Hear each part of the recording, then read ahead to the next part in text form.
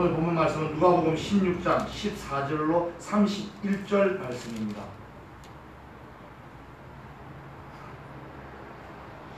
바리새인들은 예수님과 생각이 좀 다르죠. 그래서 오늘 본문 14절에서 돈을 좋아하는 자들이라 이 모든 것을 듣고 비웃는다고 말씀합니다. 이게 무슨 얘기냐면요, 예수님의 돈에 대한 생각은 하나님께서 맡기신 것이고 이것이 아니라는 거죠. 그래서 하나님께서 목적이 있어서 사람을 들어 사용하시는데, 사람은 하나님이 주신 걸 전부 다 자기 것이라고 우기고 내 인생 내 거예요 라고 하면서 아버지의 집을 떠났던 탕자처럼 하나님의 깃을 떠나서 살면서 결핍과 고난 속에 살다 죽을 수밖에 없는 존재라는 걸 알게 된다고 주님은 말씀하시는데, 사람들은 그런가 이렇게 생각하고 있는데 바리새인들은 아니라고 합니다. 비웃는 예수님의 생각을 정면으로 반박합니다. 재물에 대한 이 바리새인들의 그릇된 생각은 점점 확대되어서 나중에는 하나님이신 주님을 대적하기까지 합니다. 하나님께서 주신 모세를 통해서 주신 율법과 선지자들의 말씀을 어떻게 하냐면 문자 그대로 해석하고 자기 마음대로 이기적으로 해석해서 하나님의 원래 뜻을 왜곡하고 자신들의 입맛에 맞는 새로운 규칙을 만든 자들입니다. 하나님 말씀이라는 간판을 내걸고 실제로는 자기들이 하고 싶은 대로 하는 의도죠. 이건 하나님께 대항해서 맞서 싸웠던 사탄, 아담에게 선악과를 먹이게 한 것과 비유가 같아요. 인간의 마음을 조종하려고 하는 사탄은 하나님께서 지으신 이 세상의 주인이 하나님 아니고 너희다 라고 끊임없이 인간의 마음을 주장하기 위해서 하나님으로부터 멀어지게 합니다. 하나님의 말씀을 이용하고 있어요. 그죠? 오늘 이 바리새인들이 재물에 대한 생각이 다르면요, 하나님의 말씀을 근거로 한다고 이 사람들은 주장합니다. 지금 최근에 일어나고 있는 기독교 내에서의 문제들도 다 하나님의 말씀이 다 먼저 나오죠. 하나님의 말씀을 이용한다는 거죠. 저와 여러분들, 우리 성도들은요, 정말 긴장하고 정신 바짝 차리고 살아야 합니다. 마음을 제대로 다스리지 못하고 성령 충만하지 못하면 금방 하나님으로부터 멀어지게 되고 결국 죽음과 영원한 지옥의 고통이 그 싹으로 주어진다는 것을 오늘 본문을 통해서 주님이 우리에게 말씀하고 계십니다. 오늘 본문이 좀 처음 일견 보면 무슨 말인가 싶을 정도로 좀 추상적인 부분이 14절로 18절의 말씀이고 19절부터 31절의 말씀은 그 앞에 하신 말씀에 대한 확정적인 예를 보여주시는 겁니다. 무슨 말이냐면요, 착한 일 많이 하면 학교에서 선행상 주잖아요. 그죠? 선행상을 받았어요. 그러면 그 상장을 보고 사람들은 이 사람이, 이 학생이 참 착한 학생이구나 라고 압니다. 선행한 거에 대한 증거가 되죠. 그런데 얘가 착한 애가, 어떤 애가 있는데 착한 애가 아니야. 근데 엄마가 집 앞 바람이 워낙 세. 그래서 애 대학을 가야 되겠으니 선생님한테 샤바샤바 해서 선생님 말로 애를 상을 줬어요. 상장이 몇 개가 있어 얘가. 선행하고는 거리가 먼데. 그런 경우 있죠. 우리 실제로 살다 보면 그런 경우 많이 보잖아요. 그럼 그 학생은 선행할 사람이 아니에요. 상장이 있잖아요. 상장이 있어도 아니죠. 지금 이 얘기예요. 무슨 말이냐면요, 돈 좋아하는 바리새인들은요, 예수님의 생각과 다르다 그래요. 재물에 대해서요, 주님 말씀하신 생각과 달라요. 재물 섬기면 하나님과 멀어지게 된다. 재물과 하나님 같이 섬길 수 없다. 하나님만 섬기라 나머지는 더 해주시겠다 라고 하는 주님 말씀에 반박합니다. 뭐라고 반박하냐면요, 하나님의 말씀을 들어서 반박해요. 신명기 28장에서 주님 이런 말씀 주시죠. 하나님께 순종하라. 그리하시면 전쟁에서도 시장에서도 들에서도 가정에서도 복을 받을지어다 라고 말씀하십니다. 하나님 말씀에 순종하고 복 받는 건 맞아요.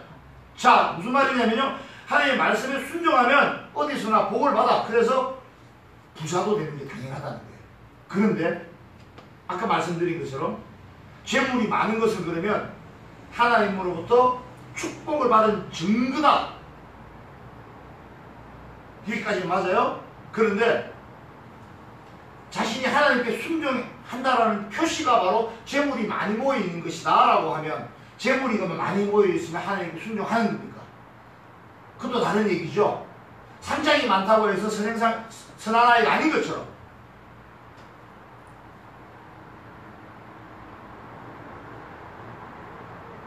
가난하고 힘든 일이 생기면 하나님께 불순종해서 하나님 벌을 주셔서 이 생에서 가난하게 산다고 생각하는 게 바리새인들이었어요.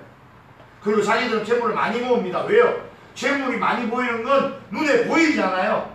다른 사람들 눈에 보여요. 보이니까 그건 뭐라고요? 상장 많은 거잖아요. 상장 많이 갖다 놓은 거야. 즉 나는 하나님께 순종하고 있다는 것을 사람들에게 드러내기 위한 것이죠. 그런데 주님 말씀하십니다. 하나님은 뭐라고 한다고요? 하나님 마음을 하신다고 하십니다. 즉 바리새인들은 자신들의 탐욕이 성경적이라고 주장하고 있는 데 대해서 주님은 그게 아니라 자신들의 죄악을 숨기기 위해서 하나님의 말씀을 근거로 이렇게 죄악을 행하고 있는 바리새인들을 지탄하고 계십니다. 이런 상황이 현재에는 없을까요? 있죠. 지금도 많아요. 지금도 교회 나가면 복 받는다. 맞죠? 맞습니다. 큰 복을 받습니다. 구원의 은혜를 받습니다. 인생을 살면서 하나님의 자녀로서의 복을 누립니다. 천지 만물의 주인이신 하나님의 아들로 살아갑니다. 하나님의 자녀로 살아간다는 것은 하나님의 상속자로 살아간다는 뜻이고요. 상속자라는 의미는 하나님 것이 누구 거라고요? 저와 여러분의 것이라고. 그런데 이런 하나님의 자녀됨으로써 받는, 하나님으로부터 주시는 복을 받는 이것에 대해서 하나님과 상관없이 세상적인 기준으로 인간의 욕심에 의한 만족할 만한 것들이 자기에게 많이 생긴다고 해서 이건 하나님과 관계없는 일임에도 불구하고 그것이 하나님께 내가 순종한 증거다라고 주장하는 사람이 아직도, 이런 바리새인들이 아직도 현대에도 있다는 거죠. 2000년 전 모습과 지금 모습이 별 달라짐이 없는 것 같습니다. 왜? 2000년 전 사람이나 지금 사람이나 같은 사람이기 때문이겠죠. 주님께서는 13절에서 하나님과 재물을 겸하여 섬길 수 없다고 하셨습니다. 인간이 하나님 핑계를 대지만 실제로는 하나님보다 돈을 더 사랑한다는 것을 주님이 알고 계신다는 거죠. 돈은 또 제한되어 있기 때문에 이타적으로 사용하기보다는 이기적으로 축척을 유도하죠. 그렇죠? 자, 봅시다. 말씀을 정리해보겠습니다. 번영은 하나님의 은혜를 받은 표시가 맞아요. 그러나 이 은혜 주심에 하나님이 은혜를 주시는 목적이 있어요. 그건 네 혼자 잘 쌓아놓고 너 자랑하라고 준 게 아니고 어려운 자 도우라고 구제하고 자선하고 그리고 불쌍한 자를 위해서 하나님 나라를 위해서 이렇게 나를 위해서가 아니라 하나님을 사랑하신 다른 자녀들을 위해서 사용하라고 주셨는데 그렇게 하지 않고 결국 자기만 하나님의 말씀을 핑계대면서 자기만 잘 먹고 잘 살서는 결국 그건 하나님이 순종한 자도 아니고 결국 그런 자가 어디 간다고요? 지옥 간다고 지금 부자와 나사로에게 바로 이어서 하시는 거예요. 이 바리새인들이 성경 해석을 얼마나 잘 하냐면요. 문자적으로 글 배운 사람들이 별로 없던 시절이죠. 그래서 이걸 문자적으로 해석을 잘 해가지고 교묘하게 자신들한테 이롭게 해석을 합니다. 그런데 주님은요. 이걸 거듭된 성경 해석이라고 오늘 본문에서 예를 들어서 말씀을 하십니다. 이혼의 경우를 지금 예를 드셨어요. 18절에 자기 아내를 버리고 다른 데 장가가는 자도 가능함이래요. 그런데요. 무릇 버림당한 여자에게 장가드는 자도 가능함이라고 말씀하십니다. 이게 무슨 얘기냐면요. 이혼을 합리화하기 위해서 바리새인들은 성경에 나와 있는 구절이 있죠. 이혼 정서를 써주면 그 여자는 이혼 정서를 써주면 이혼 당한 여자는 다른 데 취직할 수가 있었거든요. 그 또한 그걸 이 바리새인들이 활용을 하는 거예요. 그래서 이혼 정서를 써줬으니까 이 얘기는 이혼 정서를 써줬다는 얘기는 써주고 또 결혼할 수 있다는 얘기는 이 얘기를 자신들이 장가가기 위한 또 결혼하기 위한 도구로 사용했다는 거죠. 하나님의 말씀은 그게 아니었잖아요. 보시면요. 하나님의 말씀에서 올바르게 주님은 반응하라고 주문하시는데요. 어떤 거냐면 인간에 대해서 율법에 의해서 예수님께서는 이혼을 하는 것 자체가 하나님의 말씀에 위배된다고 말씀하시는 거예요. 무슨 말이냐면 신명기 24장에서 보면요. 바리새인들은 이혼과 재혼의 근거를 이 하나님의 말씀의 근거를 두는데 근데 예수님은 그게 아니래요. 결혼 자체는 신성하고 일생에 걸친 언약이기 때문에 혼인의 타기 자체가 죄라고 말씀하시는 거예요. 무슨 말인지 이해되시겠죠? 사람들은 아전인수격으로 해석한다는 말 들어보신 것처럼 자기하기 위리하기 전부 다 하나님의 말씀마저도 왜곡해서 적용을 하고 있습니다.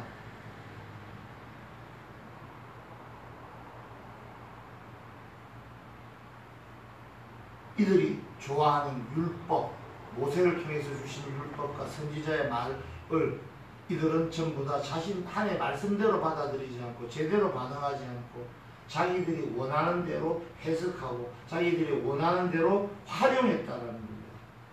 그래서 예수님께서 율법에 대해서도 말씀하시죠. 율법은 사실은 율법을 통해서 구원의 은혜는 더 커집니다. 왜? 율법을 다 지켜서 구원받는 자가 없죠. 즉 율법은 구원에 이룰 수 없는 인간이 자기 자신을 바라보게 하는 거울의 역할을 합니다. 자신의 신분과 능력을 깨달아서 자신의 의지와 행위로서는 구원에 이룰 수 없다라는 것을 깨닫게 하는 것이 율법이 하는 기능인데 그 율법대로 우리는 살고 있다라고 주장하면서 나는 율법을 지키지 않는다라고 인정하지 않고 나는 율법을 내 생각대로는 이렇게 하면 다 지킨 것 같아요 라고 하나님 앞에 지금 주장하고 있는 거죠. 이 바리새인들이 현대에도 교회도 많고 밖에도 많습니다. 내가 잘하면 되지 않습니까? 나는 잘하고 있습니다 라고 하는 사람들이 얼마나 많습니까? 그러나 구원은 하나님의 초월한 은혜에서 비롯되고 하나님의 초월에서 온 은혜가 아니면 구원을 이룰 수 없다는 것을 믿으시기 바랍니다. 그래서 예수님께서는 이 율법이 너희가 못 지키고 있기 때문에 율법이 잘못된 것이 아니라 율법이 다 이루어질 텐데 너희가 못 이루느니 내가 이루어주마라고 하고 십자가에서 대신 우리 죄 율법에서 말한 죄를 대신 지시고 죽으셨다는 것이 우리 주 예수 그리스도의 대속의 은혜라는 걸 믿으시기 바랍니다. 그러면 율법을 통해서 죄를 알고 우리의 죄의 값을 대신 치르신 예수 그리스도를 알게 되면 말씀대로 더욱더 순종하고 은혜 안에서 살아가려고 해야 되는데 우리는 그보다도 일단 내게 주어진 변화되어 있는 것만 만족하고 이 변화를 왜 주셨는지는 생각지 않고 함부로 인생을 살 때가 많다라는 걸 우리가 보게 됩니다. 이 바리새인들이 그렇잖아요. 율법에 의거한다고 이 자신들이 하고 싶은 대로 하려고 율법마저도 왜곡시키는 이 바리새인들에게 이혼 문제를 예수님께서는 정확히 들이대시는 거예요. 자신들의 이기심으로 이혼의 정당성을 부여하기 위해서 적용했던 이 이혼 사회조차도요 주님 보시기에는 이기심으로 봤다는 거죠. 주님은 그렇게 적당히 율법 준수했다라고 하지 말라고 하십니다. 철저한 준수를 원하십니다. 바리새인들은 신명기 말씀을 들어서 이혼과 재혼의 근거를 하나님의 말씀으로 핑계대지만 주님은 결혼 자체가 일단 신성하고 일생에 걸친 언약이기 때문에 이거 자체를 하지 말라고 하는 거지. 사람들은 그걸 하기 위해서 다른 구제 수단을 상론을 결혼으로 바꾸는 것 같은 그런 일을 하고 있습니다. 그래서 오늘 주제가 결혼과 이혼에 대한 것도 아닙니다. 율법과 선지자들에 대한 말씀, 하나님 하시고자 하는 말씀에 대한 올바른 반응과 해석을 주님이 주문하고 계시는 거예요. 바리새인들을 향해서 성경 말씀에 대한 오해와 그 결과를 선명하게 극적으로 정확하게 보여주시기 위해서 이어서 19절로부터 나오는 부자와 나사로 얘기를 하고 계시는 겁니다.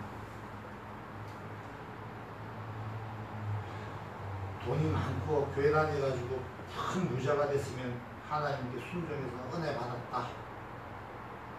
그러기 위해서 거기까지만 가면 되는데 나도 그러면 은혜 받았다라고 평가되기 위해서 재물만 잔뜩 모으고 남을 위해서 사용하지도 않고 그게 하나님께 순종하고 거룩한 자라는 표시는 아닌 것처럼 이 바리새인들의 그릇된 성경과 특히 이 부자와 나사로의 얘기를 하면서 주님은 정확하게 말씀하십니다. 이 부자가 자색 옷을 입었다고 하죠. 지금 보니까요. 그죠? 19절에 보니까 자색 옷도 입고 고운 베옷을 입었다. 자색 옷은 왕을 상징해요. 이 세상 왕이라는 거죠. 잘 먹고 잘 살아요. 나사로가 있습니다. 나사로는요 엘루아살이라는 히브리어를 헬라어로 바꾼 건데요. 무슨 뜻이냐면 하나님이 도우시는 자란 뜻이에요. 이름 자체가. 자, 가난하면 죄인입니까? 당시에는 그렇게 바리새인들은 그렇게 몰아갔죠. 지금도 그러지 않습니까? 뭐 좀 잘못되면 벌 받는 거라고 얘기하지 않아요? 하나님께 불순종해서 저런 변을 당한다 이런 얘기 하죠. 그럴까요? 과연? 그러면 어떻게 항상 우리가 기뻐하고 감사할 수 있을까요? 고난이 오면 잘못한 거니까요? 아니죠. 고난도 우리를 단련시키시는 것처럼 그 고난 속에서도 길을 열어주심으로 고난을 주신 목적을 알게 하시고 그 고난의 시기를 통해서 더 나은 하나님의 자녀로 세우려고 하시는 하나님의 우리에 대한 계획과 그 계획에 사랑, 애정이 담겨져 있는데 그걸 사람들이 우리가 함부로 보고 저 사람은 벌 받는 거야, 불순종했을 거야 라고 그 사람의 믿음을 우리가 함부로 재단했어야 되겠습니까? 돈 많다고 저 사람은 하나님한테 너무 순종해서 복 받은 거야 라고 그렇게 잘라서 말할 수 있겠습니까? 하나님은 외모를 보시는 분이 아니라 마음의 중심을 보시는 분이라는 걸 믿으시기 바랍니다. 내 상태가 어찌하든 보여지는 모습이 어떻든 그것으로 평가되어지지 않습니다. 하나님은 속을 아십니다. 아무리 교회 열심히 다니는 척하고 뭐하고 막 교회를 많이 하고 하는 일을 많이 하는 것처럼 보여도 그 마음속에 하나님에 대한 사랑과 믿음과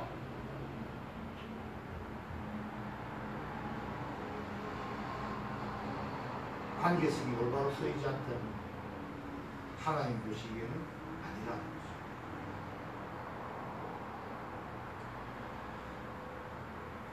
가난하다고 죄인은 아니죠. 그죠?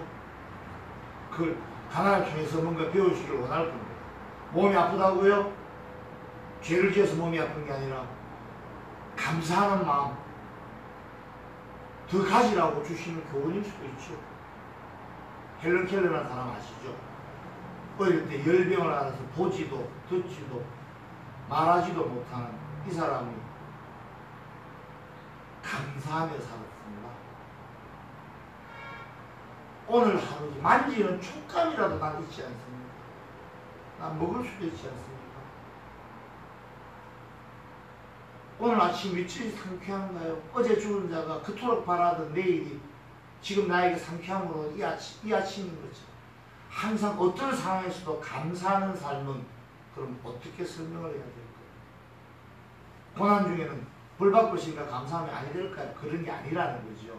이제 그런 기복신앙적인 신앙생활이 아니라 정말 하나님의 마음을 알고 하나님께서 왜 우리 주 예수 그리스도를 보내셨는지 하나님을 아는 지식이 장성해져서 하나님이 원하시는 그런 인생 사시고 하나님이 맡기시는 소명 감당하는 그런 하나님의 일꾼으로 하나님의 자녀로 하나님의 상속자로 살아가시는 저와 여러분 되시기 주의 이름으로 축복합니다. 아멘. 부자라고 해서 경건하고 축복받은 자가 다 아니라는 건 아니에요. 무슨 말 오해하시면 안 되고요. 가난하다고 다 죄인은 아닌 것처럼 항상 마음의 중심을 보시면 하나님 앞에서 과연 얼마나 당당할 수 있을지는 알 수가 없습니다.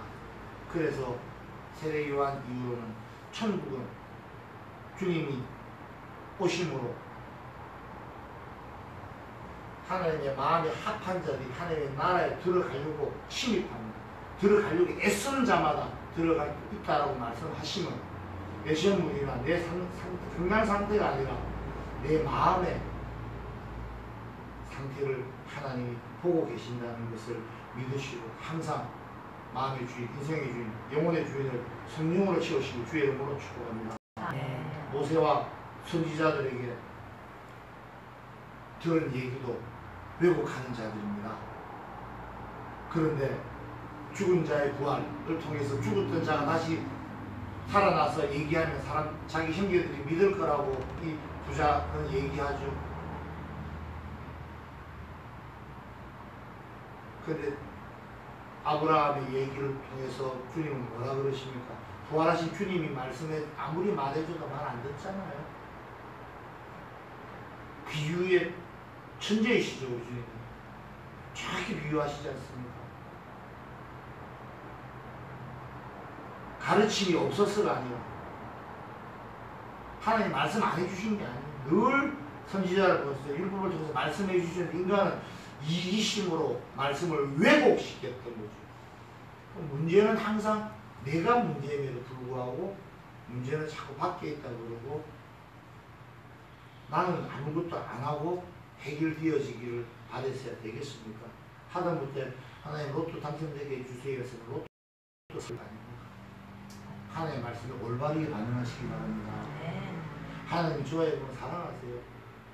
저와 여러분이 어떤 상황에서도 감사하기 원하시고 기쁜 삶을 살기 원하십니다.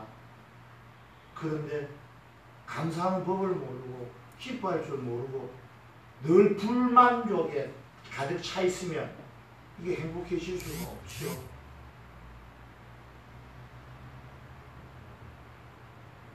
나폴레옹이 전쟁터에서 클로바가 이렇게 많은데 어떤 클로바가 보니까 잎이 4개 들어요. 고개를 이렇게 숙였어요. 총알이 싹 지나갔답니다. 그때부터 네이클로바는 행운의 상징이 되었는데요. 그래서 우리 풀밭에 가면 네이클로바 찾는 사람들 많이 보죠? 네이클로바 찾으면 이렇게 옛날에 이렇게 뭐라 그러죠? 코팅해서 넣어두기도 합니다.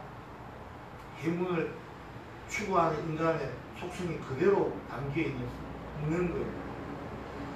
네이클로바의 꽃말이 행운이라는 지천으로 깔려있는 세이클로바의 꽃말은 뭔 줄 아십니까?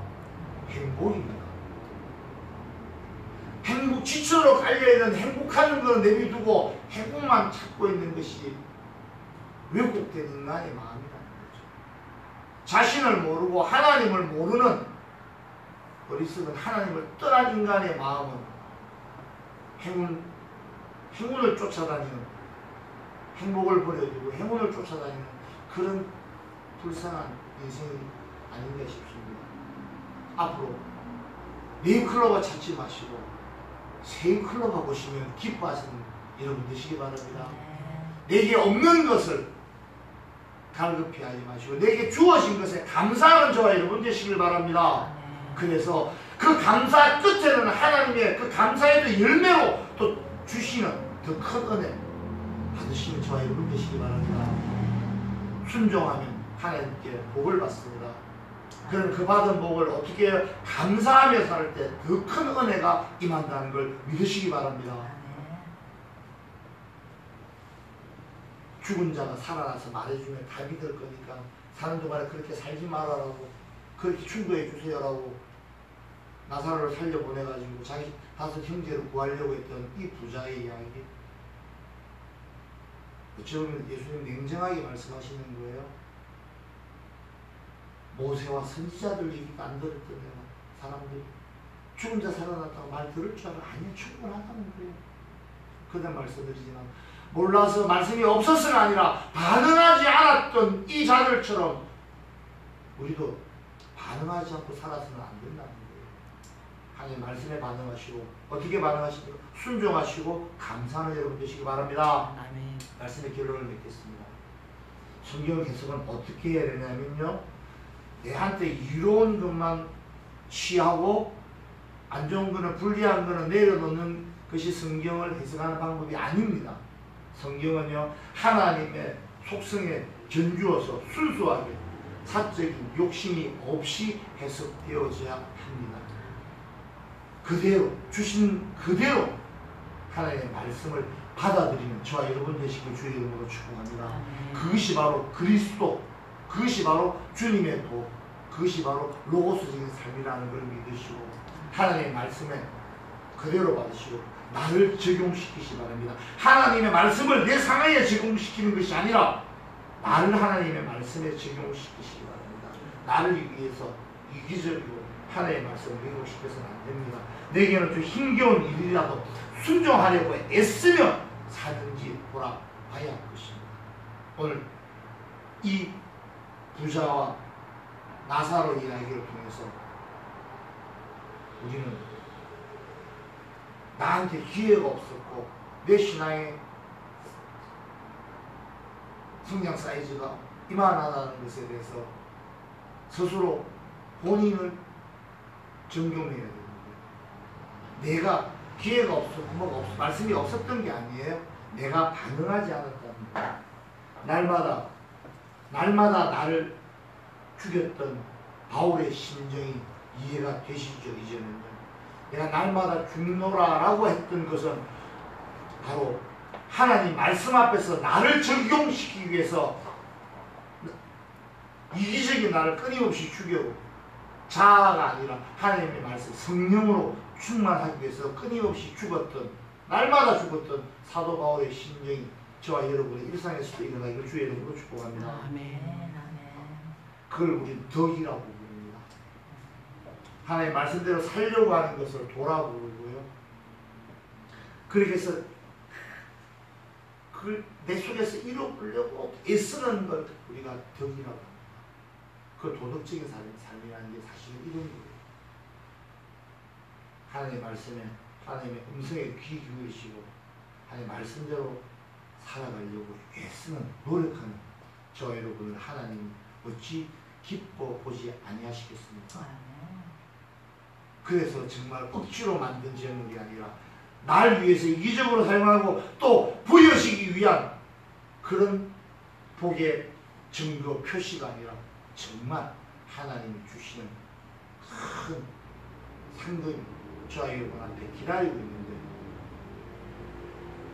지금 고난이든 작은 것에 감사하지 아니하니 그런 것들로 나아가지 못하고 있다라고 이제는 깨달으시고, 지금부터 오늘 이 순간부터 더욱더 하나님의 말씀에 나를 적용시키고 말씀대로 살겠다라고 결단하고 매 순간마다 말씀대로 살아보려고 애쓰는 그런 덕을 세워가는 저와 여러분 되시길 주의 이름으로 축복합니다. 기도하시겠습니다.